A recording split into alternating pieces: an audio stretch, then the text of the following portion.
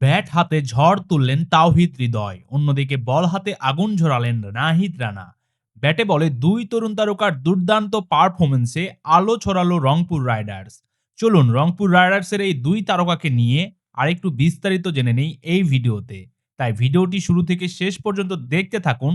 আর BPL এর খেলাধুলার সকল আপডেট পেতে আমাদের চ্যানেলটি সাবস্ক্রাইব করে রাখুন। ব্যাটে বলে রংপুর রাইডার্সের দাপট, আর সেই দাপটের নায়ক দুই দেশি তারকা তাওহিদ হৃদয় ও নাহিদ রানা।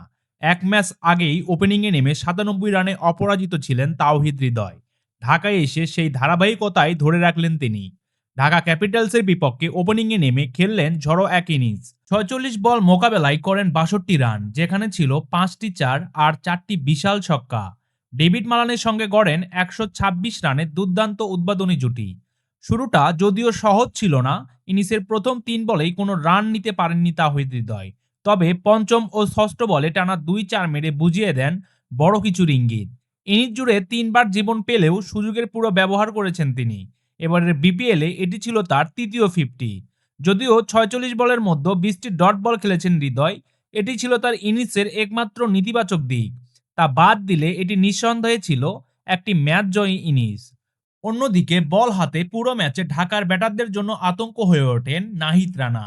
নিজের ৪ ওভার কোটায় মাত্র ১১ রান দিয়ে তুলে নেন ৩টি গুরুত্বপূর্ণ উইকেট। বল করেছেন ১৪টি ডট বল।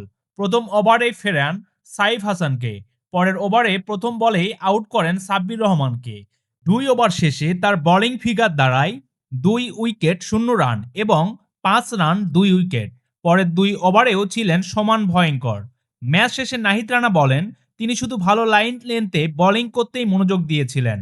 ব্যক্তিগত রেকর্ড নয়, দলের জয়ের কথাই তার কাছে সবচেয়ে বেশি গুরুত্বপূর্ণ।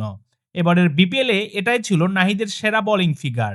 রংপুর রাইডার্সের এই দুই তরুণের পারফরমেন্সই প্রমাণ করে দেশি ক্রিকেটারদের ওপর ভর করেই বড় ম্যাচ জেতা সম্ভব।